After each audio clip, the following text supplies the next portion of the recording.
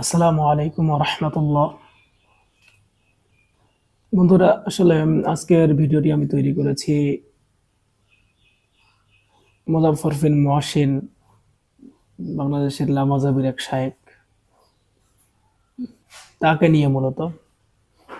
সে যে একটা কথা বলেছে, আসলে এই কথার প্রেক্ষাপটে আমাদের বাংলাদেশের বিভিন্ন উলামা ইকরাম, যেমন রেজাউল করিম আবরার সাহেব, এনায়েতুল্লাহ আব্বাসী সাহেব, এনারাও কিন্তু এত একটা প্রতিক্রিয়া দিয়েছে এবং তার সর্বশেষ যেটা ভাষণ, তার সর্বশেষ যে কথাটা, সেটা কিন্তু তেনারা উল্লেখ করেছেন এবং একদম ভলিউম মূলত শেষ করে দিয়ে ওনারা কথা বলেছেন।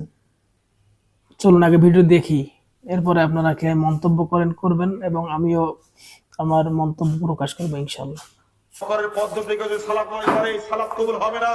ওমরের পদ্ধতি থেকে যদি সালাত নয় করে তার সালাত হবে না। উসমানের পদ্ধতিতে যদি সালাত নয় করে তার সালাত হবে না।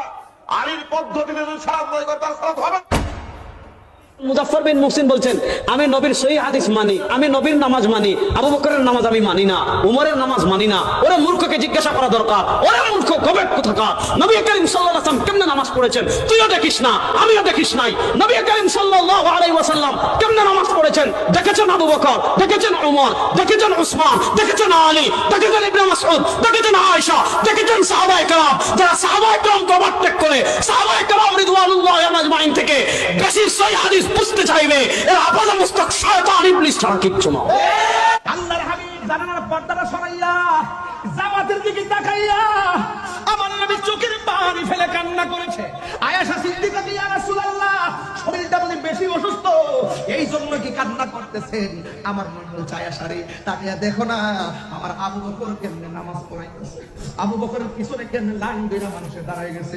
এই চোখের পানি আমার কষ্টের কান্না নয়, এই কান্নায় আমার আনন্দের কান্না। আমার নবী বলে আয়েশা, আমি দেখো আমি অসুস্থ, আমার আবু বকর কেমনে নামাজের ইমামতি করতেছে, আমার ইমামতি ছাড়া আবু বকরের পিছনে কেমনে লাইন ধরে দাঁড়ায় গেছে।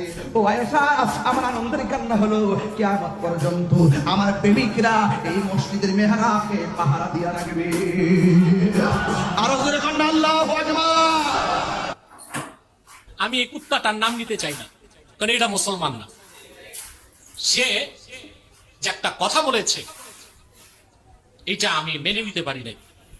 এই কথার পর তার প্রতি আমার এত ঘৃণা আসছে, আমি কাছে পেলে তারে আমার জুতা তারে ক্ষমা করবে না। তো বন্ধুরা, আমি মূলত এই ভিডিওটি দেখে একটি মন্তব্যই করতে চাই। সে হচ্ছে, আসলে এই মুজাফফর বিন মহসিন এখনো কি সে মুসলমান আছে নাকি সে মুসলিম থেকে খারিজ হয়ে গেছে? কেননা যারা সাহাবা ইকরাম সম্পর্কে এরকম মন্তব্য করে যে সাহাবা ইকরামের কথা, সাহাবা ইকরামের আমল, এগুলো সে মানে না, তাহলে কিভাবে সে একজন মুসলিম হতে পারে? সাহাবা ইকরাম হচ্ছে রাসূল সাল্লাল্লাহু আলাইহি সাল্লামকে দেখে দেখে ওনারা আমল করেছেন, এবং সাহাবা ইকরামের আমল যদি তারা না মানে তাহলে তারা মুসলমান হয় কিভাবে? তো বন্ধুরা, আশা করি আপনারাও কমেন্ট বক্সে আপনাদের মন্তব্য অবশ্যই উল্লেখ করবেন। তো আজকের ভিডিওটি এখানে শেষ করবো। সবাই ভালো থাকবেন, সুস্থ থাকবেন। আল্লাহ হাফেজ।